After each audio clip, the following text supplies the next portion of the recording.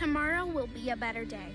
A day for making new friends, standing ovations, hugging loved ones, and for all those other moments we took for granted.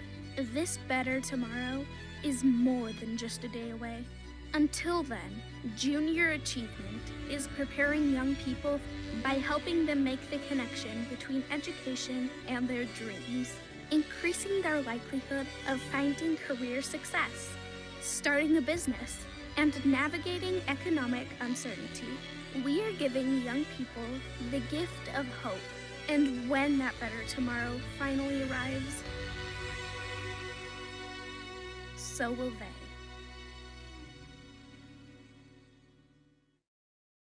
Hi, good afternoon, everyone. Welcome to day 2. Oh, there's my screen. Let me try that again. Hopefully you can all see me. Welcome to day 2 of our 2020 Virtual Tech and Innovation Summit. I'm Shirley Stacy, and I'm so happy to be here virtually with all of you. Thank you, Junior Achievement, for inviting me to be part of this exciting and very motivating event. As a governing board member, it's an honor to be a part of the JA team and to be able to participate with you. I want to give a shout out to each and every one of you for joining us. And I hope that you get as much out of today's sessions and workshops and presentations as the presenters and their teams have put into them. I also want to thank yesterday's presenters and speakers, Kelly Whelan with Cisco, our event sponsor, our opening keynote, Moon Javid from San Francisco 49ers, workshops from Acuity Brands, AT&T, Google, LinkedIn, Roche, and of course, YouTube. And the closing session by Christina Mitten of Oracle, who spoke about the evolution of Silicon Valley and the Traitorous Eight as founders, which is a really remarkable, amazing story, especially from an innovation in Silicon Valley history. And the importance of networking, communicating, and learning, which you are all doing today, which is fantastic, and hats off to you all. Great sessions yesterday. We got great feedback. And so thank you to everybody who made that happen, especially, of course, our JA Junior Achievement staff.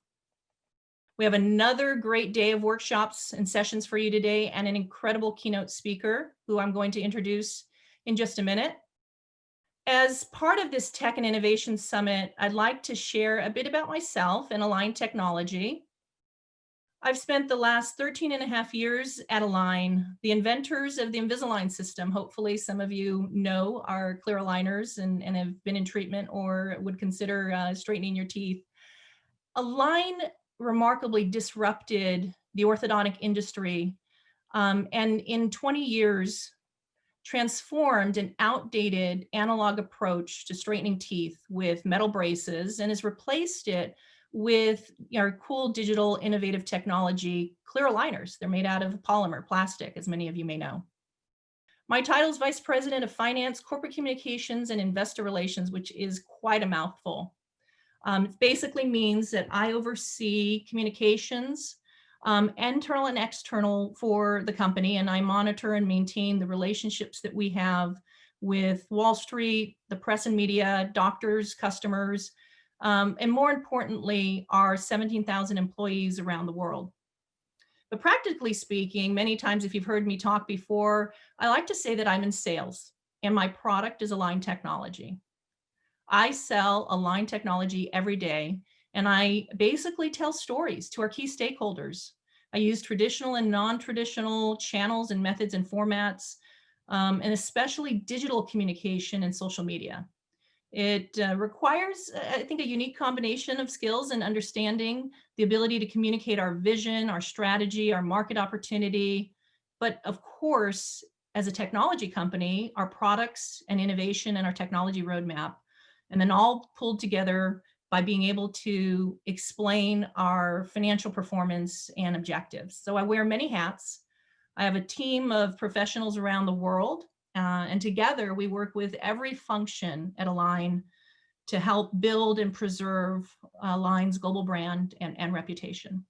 So over the past 25 years, I have been very fortunate to have worked alongside engineers, scientists, clinicians, technologists, founders, and across a range of disciplines and industries. And these companies were not only technology innovators, but they were also disruptors. They were pioneers, some of them Silicon Valley legends who paved the way for others to follow, such as 3Com, Juniper, Brocade.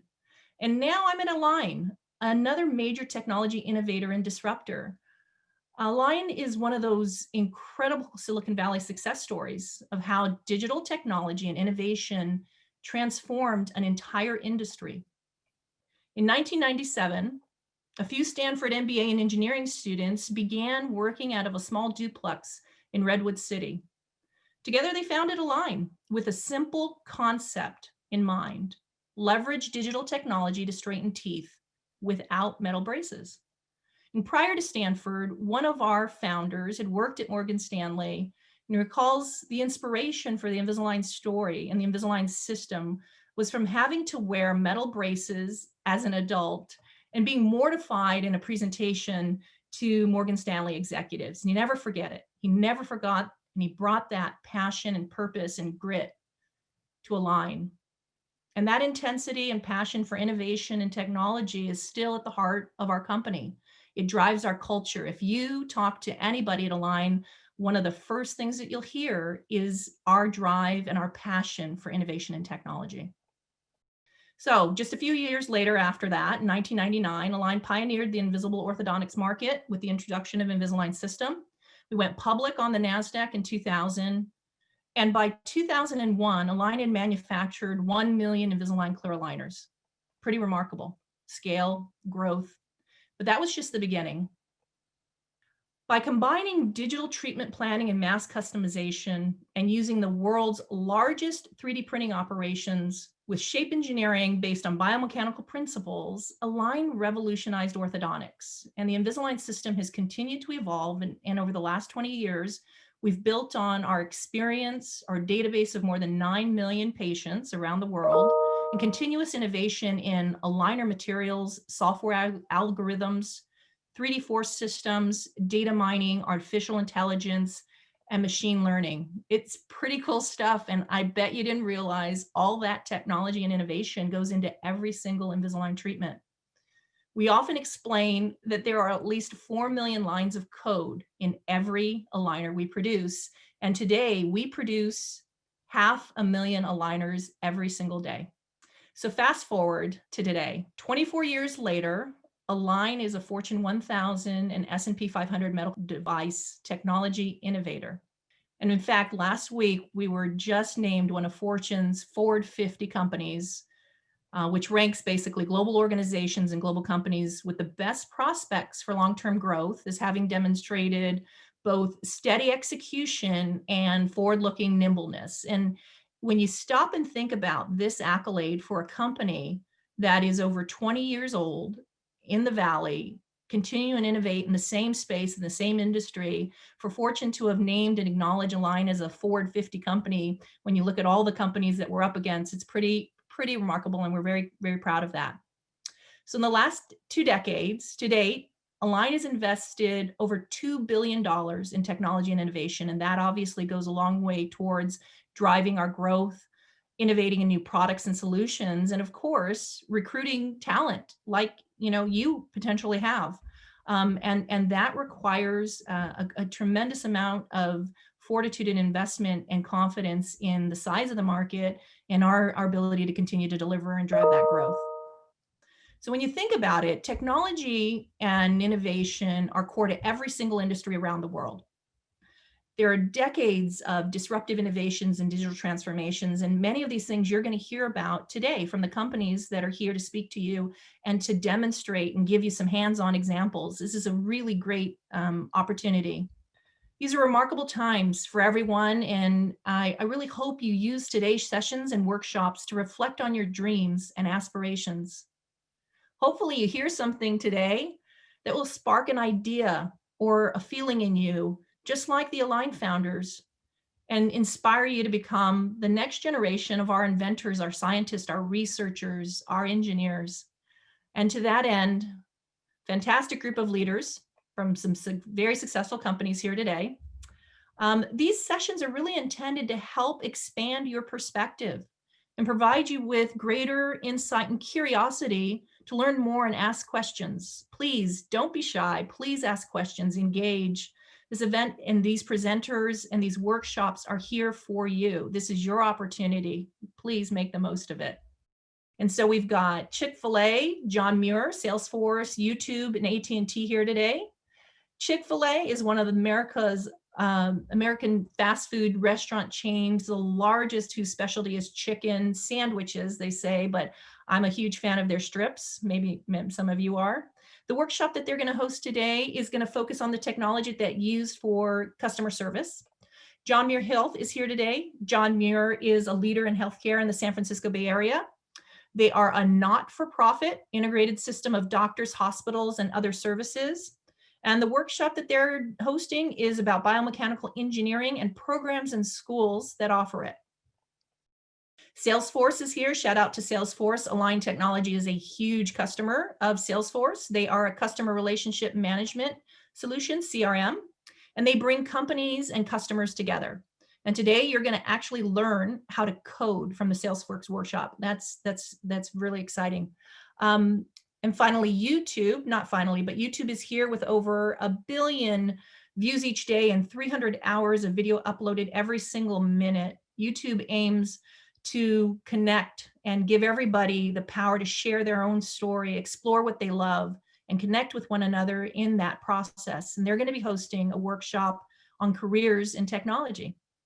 And finally, but not least, AT&T is here with mobility services, 5G drones, and the FirstNet teams. So AT&T Mobility Services provides wireless voice and data communication services to customers worldwide. AT&T is using drones as surrogate tower climbers for installation, inspection, and repairs. AT&T FirstNet network is responsible for creation, development, and operations of FirstNet, the nationwide wireless broadband network for public safety. You're going to take a look inside how AT&T created a new wireless network designed with technologies to ensure that first responders and medical personnel are able to get connected, stay connected to voice, video, data, no matter what. This is so critical in the environment and in the pandemic that we obviously all been living through. And AT&T 5G, our connectivity needs are changing, and AT&T is working to bring amazing capabilities to 5G across the nation. 5G stands for fifth generation cellular wireless. And you learn 5G and you'll experience faster, reliable, and secure networks with AT&T. Now, which sessions or workshops should you attend? Well, I think it depends on which one you registered for, first and foremost. Remember, when you registered, you selected one. However, in addition, the other two have been selected for you. So please, if you haven't done this, take a minute, check your registration confirmation email, follow the instructions to get to your assigned workshops. When you're done with the workshops, this is really important. Please remember to rejoin us here for an exciting close and an opportunity to hear from Anjana Kambhampati, an engineer, and she's with our sponsor, Cisco. Anjana has a great story to share about her career and how she landed a dream job. So please come back and join us for that. And finally, a reminder, if you have any transition issues getting to your workshops, please use the help desk link provided in your registration confirmation. We have JA staff standing by to make sure you get where you need to be today. Now, on to our keynote speaker today. He's a seasoned business leader who's passionate about driving operational rigor, creating enthusiastic teams, and delivering great business results. At GE Digital, he is currently driving the digital transformation of GE businesses through process improvement and digital technologies to drive millions in services productivity. And so without further ado, let me introduce you to today's keynote speaker and my fellow board member, Kesh Subrmanaian. Kesh, turn it over to you. Thank you for that introduction, Shirley. Hello, everyone. As Shirley mentioned, my name is Kesh, and I'm just super thrilled and excited to kick off day 2 here. As Shirley mentioned, a great set of sessions in front of you, and I hope you all take the opportunity to learn as much as possible. Just in terms of introductions, and a little bit of background about myself, I am with GE. Many of you may have heard of GE. GE has been around for a very, very long time. In fact, over 100 years now. And it was started by Thomas Edison. If you look around the light bulbs, Thomas Edison was the person who invented that back in the day. And he's got over 1,000 patents. I think it's easily the number one or number two number of patents in US history. And GE as a company has continued to innovate over these 100 years. We have to innovate. Innovation is important for all of us. And we continue to do that. In terms of the industries that we play in, just some quick facts for folks on the call. Every 2 seconds when a jet engine takes off, it's powered by GE. Again, this is COVID times, but I'm talking pre-COVID. And 1/3 of the electricity powered in the world is powered by GE. If you look at the hospitals right now, doctors saving thousands of lives, we actually build those machines, the MRIs, the CT scans that help our doctors make very important and critical decisions. What GE Digital does, which is what I'm part of, is a lot of the things that kind of Shirley touched on, which is really anchored around digital transformation. If we take an example of a jet engine, for instance, there are sensors all over the engine. And Airbus has roughly about 20 to 25,000 sensors measuring pressure, measuring temperature, measuring humidity, and all that stuff. Now, every time an Airbus takes off and lands, there is gigabytes of data. In fact, almost a terabyte of data in one single flight of an Airbus. What we do is really harness all the data. We ingest all the data. Why do we do that? We do that because we can start to predict failures in engines. Now, when an engine lands in an airport, it's very, very important for us to ensure that we can do some predictive maintenance. As an airline, you want to keep your planes flying as much as possible. But when you're in the airport, it's the right time for us to take care of any repairs that we have to do on the engine.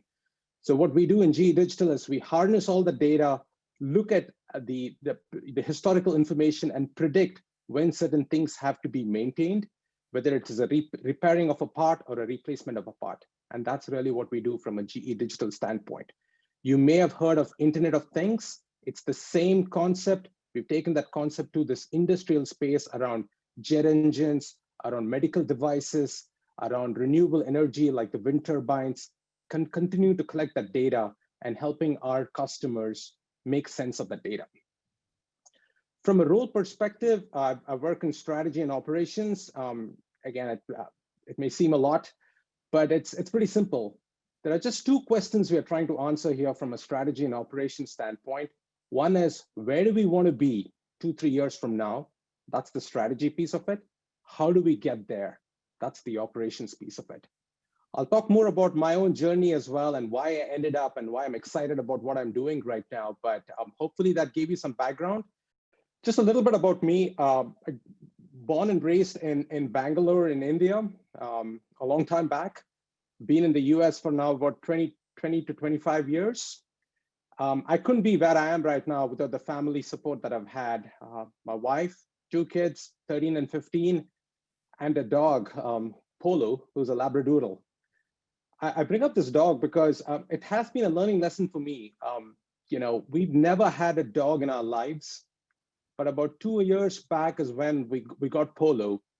And it's very important for us to try things out. You never know what you are missing till you try this out. I wouldn't skip a heartbeat now. I can't live without a dog. And I even wonder how I lived my life so far without a dog. So there are some lessons over here through my journey that I continue to live through and learn through this process. Being a mechanical engineer, I love fixing things. That's really what I enjoy doing. And as you can see, Lego is something that I'm excited about. And the reason I like Lego is, sometimes it leads to a lot of unstructured play. You know what you need to build, but Lego provides you the flexibility to build and get there, right? A little bit about strategy and operations as well. You get to see the big picture, you figure out how you get there, right? That's really the operations part piece of it. I love tinkering. I'm a fixer by nature. That's what I've done. In terms of my own career part, I started off with Deloitte Consulting a while back. And one of the important things from a career perspective for me, as I went through Deloitte, Oracle, Cisco, and now at GE, for each one of us, it's important in our lifetime to think about, continuing to learn and learn as much as you can, but you all hit a point in time where there's not much to learn, right? And that's when I've made shifts in my own career, moving from Deloitte to Oracle. You get really good at doing what you're doing, but you're just not energized to doing it. And that should be a wake-up call for all of us to say, hey, we got to go and do something different. So as you go through the rest of today, and hopefully in your own journeys as well, continue to be curious, continue to learn, because I've learned a lot being curious, and I hope you all do as well, and continue to do that self-assessment as part of your journey as well. As I went through my own career journey, one of the things I continue to do is, continue to learn from people, continue to empathize, because you got to put yourself in other people's shoes, and that is very, very important. And once you do that, you start to appreciate that as well. And so a lot of the work I've been doing at Cisco and now at GE is very, very cross-functional, working across different sets of people, very similar to my Lego passion that I have as well. I get to work with different pieces, try to put those pieces together towards a common cause. And that's what really has been my journey from a career perspective. Obviously, one of the very important things as part of this is, how do I take all my learnings and help people like yourselves? How do I pay it forward, right? I started off with Second Harvest, whose real goal is, how do we ensure that we kind of build a hungry-free community? Then doing first Lego League, where really it's all about Lego and paying back. And then junior achievement. I got involved in this in 2017, and thanks to Christine and others, super excited. I'm so happy to be part of this. It's a great opportunity for me to give back to the community, and I want to continue to do that going forward. As I look at some of the core values here on the top right of the slide, for me, it's all about being curious, the empathy that I spoke about, giving back that I touched on, right? And ultimately being positive. Core values are something that will never change, right? Something that you will hold on to really strong, independent of the stress and the temptations that we all may have, right? So also learn to understand and appreciate your core values. It will pay off in the long run. I'll spend a few minutes talking about technology and innovation, because I think that is really the context of these sessions here, and why I get really excited about both of these. From a technology standpoint, what really got me excited was, back in 70s and the 80s, there were two important events that happened. And if I have to sum it up, it is wonder, right? That is really the term I would associate it with. The two events being, from a television series standpoint, Star Trek was just kicking off at that time, and I got super excited about Star Trek. Many of you may have heard about that as well. It always starts off with the Enterprise starship taking people to a spot where no man has gone before. And that got me excited. There is a very famous phrase out there, which is beam me up, Scotty, where you had all these devices and gadgets, and people were getting teleported in a matter of seconds from point A to point B. There was something very mesmerizing about it that really got me super excited about technology, just looking at that series. We were glued to our televisions every Sunday looking forward to that event.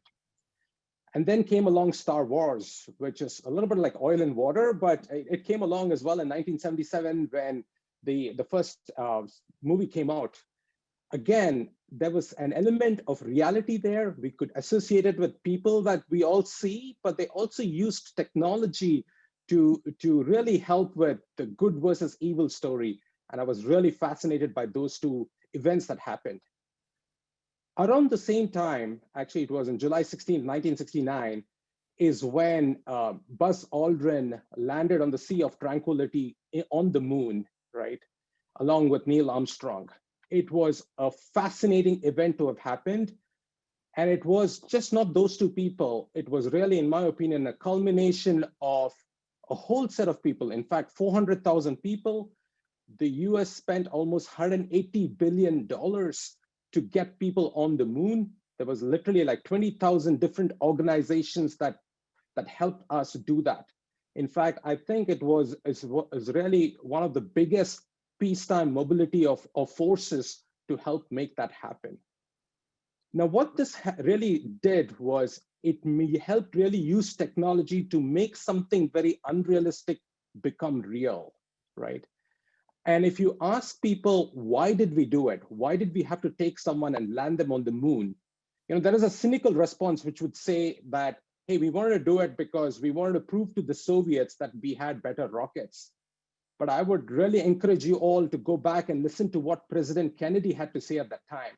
And what he said was this: we took people and landed them on the moon because it is not easy to do it. It is a hard problem to do. And that, in my opinion, really is where technology comes in. Technology is all about solving hard problems. Think or set yourselves really unrealistic challenges and figure out how you can think unconventionally to solve those unrealistic challenges. And there's a whole slew of problems ahead of us here, right? As we think about clean energy, as we think about curing cancer, as we think about putting people on Mars, I really, really hope with folks like we have on the call today, each one of you are inspired by technology to help solve these unrealistic challenges that are ahead of us. If you flip this around from an innovation standpoint and why it matters, I really like what Steve Jobs had to say. He is my inspirator, and I hope he is of many of you as well. From an innovation standpoint, it is extremely important for us to figure out, our job is really to figure out what customers want before they really want it, right? Before the iPhone was invented, none of us really thought we needed an iPhone. But if you look around right now, everyone has an iPhone. It's become commonplace. And that's really the remarkable thing that folks like Steve Jobs and the people at Apple did, right? If you look at a few examples that I've listed out here, I'll take specifically Netflix and Blockbuster from an innovation standpoint. Blockbuster, many of you may or may not have heard of them. They were around in the late 80s, early 90s. They had about 3,000 different rental sites all over the country. And they were doing really well, renting out videotapes. Around the same time, Netflix was also born. And this was actually around 1997 was when Netflix started. And the whole premise of Netflix was, when Blockbuster, when you rented a video and you never returned it on time, you were charged a late fee for it. When Hastings and the others formed Netflix, the whole point that they went after was, why do we have to pay for this late fee? If we can come out with a way, which is when they introduced the DVDs, where you can mail in the DVDs as a subscription basis, and then once you see the movie, you just mail it back. There is no late fee, right? When that started to happen, they started disrupting the industry. In fact, Netflix went to Blockbuster and wanted to actually strike a partnership with them. Blockbuster sat in their laurels and said, nope, we don't want a partnership. We're quite happy with what we're doing. And that's when they missed a critical opportunity. Internet streaming came along. Netflix jumped on that as well and continued to innovate. And we all know where Netflix is today. We all know where Blockbuster is today. My point is, innovation is really born out of change. And innovation can really drive change with some of the examples that you're seeing out here. Tesla is a great example as well. How do we continue to use software to drive changes and to drive innovation in companies, which has never been possible when we just look at a thing as a hardware object, right? So for me, again, the other big inspiration is also a person, Simon Sinek. Would highly encourage you all to take a listen through his TED Talks. It's a very important set of things that he has had to share with the folks around as well. So, and what he says out here is, innovation is not born from dreams, but innovation is really born from struggles. Crisis sometimes drives innovation, but it also lends us hope to look at the world differently, and with that comes change. So In my opinion, technology and innovation are two critical components of how we can change the world and really help solve hard problems. I hope, as you look at some of the sessions ahead of you and your own careers as well, we all know we have a strong future in you. Each one of you are innovators out there. And if there are a few key takeaways from this session out here, A is just like Steve Jobs put it, follow your passion, right?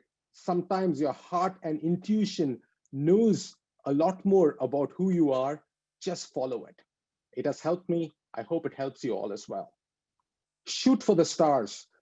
Just like I said about landing the people on the moon, set yourself unrealistic goals, think unconventionally, right? You will help drive a change through the innovation that you can make happen. Always be curious. As Shirley was talking about all these sessions ahead, I just wish I could join you all, right? I am a kid at heart. Continue to be a kid at heart. Be curious. Continue to ask the question, why? It will really, really help you all in your own career journeys. Empathize, right? Put yourself in other people's shoes. Everyone has a point of view. Understand why they have that point of view. It will help us all. It will help us create a better world. And finally, stay positive. The life and the world throws all kinds of curveballs at us. We continue to be in that pandemic mode right now. But if there's one thing I will leave you with, remember, the sun will rise again tomorrow. So with that, thank you all for the session, and thanks for having me here, Jay and team, and continue to be curious. I hope you'll have a lot of fun as you continue to go through the next few sessions here.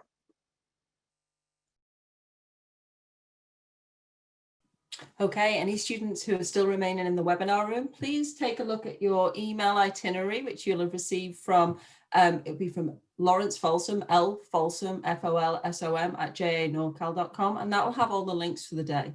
If you can't find it, please join our Zoom help desk. You'll see the Zoom number on the screen now. Please just join that, and we have a team there ready to help you to get you to the workshops that the amazing workshops that we had today. So again, look out for that email with your itinerary from lfolsom@janorcal.org, or please go to the help room where we're happy to help. Thank you so much. Okay, welcome back everybody, and thank you so much for coming back to our final session of the Tech and Innovation Summit. So I'm now going to hand it over to our keynote for the afternoon. Thank you so much, and congratulations all you middle and high school students for being here. A big shout out to AT&T, Chick-fil-A, Salesforce, John Muir Health, and YouTube for participating in this summit organized by Junior Achievement and hosting some of the most amazing workshops. Kids you out there, hope you were inspired and learned something really valuable. My name is Anjana Kambhampati, and I work for Cisco. Cisco is the presenting sponsor, as you know, for this event. And let me tell you a little bit about Cisco before I get started about what I'm doing and what my career journey has been. Cisco is about a kind of old, but kind of not so old company. It's about 36 years old. It was founded in 1984. Len Bozak and wife Sandy Lerner were both working in Stanford University and basically wanted to communicate with each other. And the problem back then was email communication was not easy because there were multiple shortcomings in the technology. There were multiple protocols, different technology, different stacks, and it was really hard for them to communicate. So, because they were in Stanford and the present Silicon Valley, they went ahead and solved the problem using technology. They built a multi-protocol router which could handle different protocols and which made communication easier. Today, Cisco not only sells routers and switches, we not only build collaboration software like WebEx, but we are the leader in security. And I'm so proud and fortunate to be part of the security business group here at Cisco. I'm a product leader in growth and strategy. And before I tell you a little bit more about how I got here, I want to let you know that I have 2 girls and a dog, who help me in my journey and who keep life exciting. My older one is in middle school, just like some of you. And it's very interesting to have some of these conversations like the one I'm about to have with you. In my pastime, I'm also a dancer. So I'm not just a product manager and a mother, but I also dance. I am constantly learning South Indian classical dance form, which originated in India about 4,000 years ago, called Bharatanatyam. So it's fascinating to be a student and to learn something completely which is outside my comfort zone. But let me tell you a little bit about how I ended up becoming a product leader in growth and strategy here at Cisco. When I was your age, when I was in middle school, I never imagined that, hey, when I grow up, I will become a product leader in growth and strategy. In fact, I had no idea about technology. So let me tell you how my journey started. I came from India, from a place called Hyderabad. It was a small city at one point in time. Can you see? It's a place in India. And if you have attended Kesh's presentation earlier, he mentioned he came from Bangalore. So Hyderabad is about 500 kilometers, not miles, kilometers south of, or actually north of Bangalore. Back when I was growing up, we did not have cell phones. Maybe cell phones did exist, but they were not available for consumers. There was definitely no internet, and my mother decided not to buy TV. So though my friends had TV, she thought I was making enough trouble. So my punishment was that I could not watch TV. So there was no TV at home. So pretty much, can you imagine a life wherein you don't have internet, nor a phone, nor a TV? So I was a child who only depended on my friends telling me what was happening in the world, or from the newspaper, which came in every morning to the doorstep. So it was really difficult back then to even think about what my career would be, where my life would take me, or what I would do. So my favorite subject back then was science, and I was mostly interested in biology because that was something that I could see people who were doing right around me. A lot of them were doctors, a lot of them were scientists and engineers, but most of the engineers were not into technology. They were either civil engineers or maybe some other form of engineering. My entrance to technology happened when I was in 8th grade. So in 8th grade, I had 2 languages that I was already were part of my curriculum. One was English and the other was Hindi, which is India's national language. And I absolutely despised grammar. I always hated the structural form of grammar, multiple rules, and I also had to make a choice about third language. And the options that were presented for me were between Telugu, which is my mother tongue, and a new subject called computer science. And I was very excited that I could drop grammar in yet another language and I could pick up something new. So that's how my foray into computer science started. But I must tell you a secret. The instructor who was teaching computer science was also very cute. So that helped me in cementing my decision to take computer science. When I was studying computer science, I realized that Lady Ada was the very first programmer. She was a woman, but the very first programmer who wrote a programming language for computer science. And that inspired me. She was my model, and I started showing more and more interest in computer science. So as I graduated from high school next, when I got a Best Student Award from one of the government health education ministers, and he asked me, "Hey, what are you going to do when you grow up?" And my answer was, "Next, I want to become a genetic engineer." Because back then I was passionate about genetic engineering and also about computer science. And it was very difficult for me to decide which way to go, and I was leaning more towards becoming a genetic engineer. Unfortunately, there were not many options wherein I could mix both science and technology. About two decades ago, you guys are at a much better place right now, wherein you can take technology, you can take music, and you can mix and match. but I did not have those opportunities. So finally, I had to make a decision which way to go. I had to pick one over the other. And I decided to go with computer science after spending a lot of time there. So I built my career by doing bachelor's in electronics engineering. And then I did a master's in computer applications in India. But I was not really happy with what I learned. I felt there was something missing. And in the process, I also sort of got fascinated with networks, computer networks.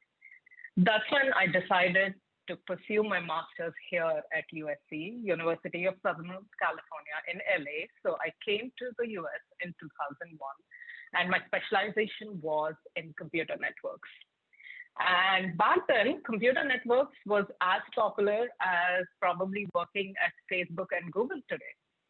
If you are not really familiar with what computer networks are, think of them as highways. Just like you have highways and you can drive your Teslas or your BMWs or your trucks on these highways, in order for you to use a Facebook application or your Instagram or your Twitter, you need computer networks. And that is what I really wanted to build. If I pause here and I connect what I'm doing today with my graduation subject, Cisco is the leader in computer networks. So the 80% of the networks that you see in the back end, or actually you don't see, have been built by Cisco. So it's fascinating that I finally ended up with a company who is not only a market leader in security, but also has presence in the backbone, in the infrastructure at 80% of the places. But my journey just got started after I graduated from USC.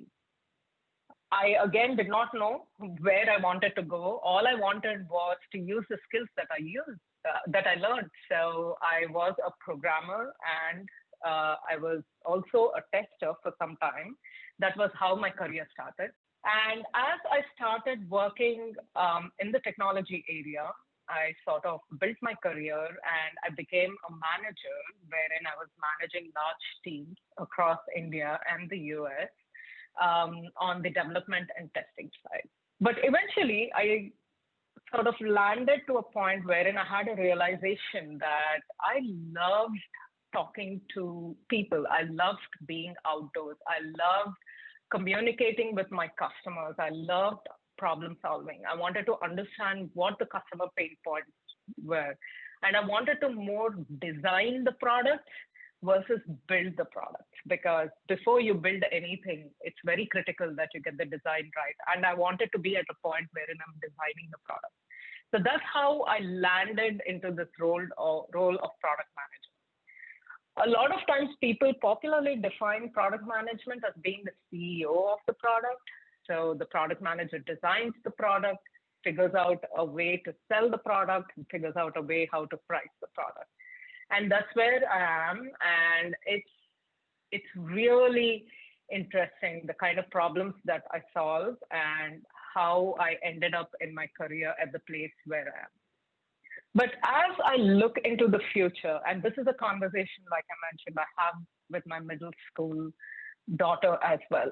She tells me that, hey, you have solved all the problems. There's nothing for me to solve. There's nothing for me to innovate. But that's not true. The lives we are leading, there are a lot of opportunities and there are a lot of problems that exist today. The biggest problem that we are having and we are facing today is that of climate change. We really, really need your help, your creative ideas on solving some of these problems for the future. It is expected that by 2050, there'll be 9 billion of us around. And we have to figure out a way how to build sustainable farming. How do we feed these 9 billion people? We definitely need technology, but we need your help, your creative ideas to solve some of this. But not everything is so sad, right? Maybe you will be the one who would discover the planet out there which can support life as Earth supports life. Or maybe you will be the one who will solve problems. You will create a medication to cure cancer, and you will innovate in the area of medicine. There are a lot of possibilities. There are a lot of opportunities. And it will not be an exaggeration if I say that the future of humanity rests with you. We're looking at you to help us solve some of these critical problems and also to make innovations. Maybe you will be the one who will figure out how to travel at the speed of light, like Kesh was saying this morning about Star Trek, or this afternoon. Maybe you will be the one who would innovate that. So there are a lot of possibilities. There are a lot of problems to solve. Having said that, there are 3 pieces of advice that I would give you. The same 3 pieces of advice that I give my daughter. Be curious. Always be curious. Always ask questions. Always research. Always validate. Don't ever shut down your ears because something is not interesting. Be open, learn, be curious, because you never know what you're learning today, when it might be useful tomorrow. Be curious. Number 2, work really hard. It is said that it takes about 10,000 hours to master your craft. So whether you're passionate about playing your violin, your viola, your piano, skateboarding, you just want to be an influencer on YouTube, or you want to become Taylor Swift, or you want to become Musk, you have to really work hard. So don't shy away from working hard. And the final piece of advice is don't be afraid when you fail. In fact, embrace your failure. I have failed many times. I was a co-founder of a couple of startups. They did not go anywhere. And I learned a lot from the experience. And someday I might just start my own company again. But embrace your failure, because those failures are the stepping stones for your success. So when you fail, don't give up.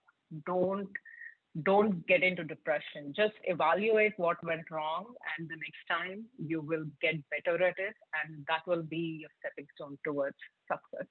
So having said that, thank you so much, Junior Achievement, for inviting me to be part of this Tech and Innovation Summit. Before I end, I am looking forward to one of you maybe starting another company, and I might be looking for a job in your company, product leader as growth and strategy. So good luck to all of you, and thank you. As we bring day 2 of our JA Tech and Innovation Summit to a close, I wanted to take a moment to do some thank yous and also have some reminders for the rest of you. Hope you enjoyed the workshop and activities that were really made possible from amazing volunteers from Chick-fil-A, Salesforce, LinkedIn, John Muir, YouTube, and AT&T. We truly appreciate you taking time out of your day to host the innovative workshops for our students. And a big thank you to our presenting sponsor, Cisco. Your unparalleled support and partnership allows us to be able to continue to offer robust and exciting virtual learning experiences for our students throughout the West Coast. Thank you also to GE Digital, Acuity Brands, Union Bank, and CNA. We're grateful for your support year after year. And how about the Keynote? Kesh, you're incredible as always. And thank you as well to Shirley from Align, the makers of Invisalign, for opening our event. Thanks to Anjana from Cisco for your closing remarks. And thank you to my JA staff for your creativity, professionalism, and tech savvy. I know this event required so many moving parts and you pulled it off gracefully, setting a high standard for JA, so thank you. Most importantly, thank you to our students and our educators for being part of the 2020 Virtual Tech and Innovation Summit. I hope you enjoyed today's workshops. We inspire tomorrow's here at Junior Achievement, and I hope today's Tech and Innovation Summit has inspired you to dream big. Junior Achievement has so many resources, so please check out the website at www.janorcal.org and get involved. We have so many virtual learning experiences coming up for the next few months, so please check out the website and get registered. You do not want to miss all of our free virtual learning experiences. And don't forget to complete the survey for a chance to win a pair of Apple AirPods. Your feedback is important to us, so please take the survey. And thank you again. Keep us as close as you can as you travel down your road to future economic success.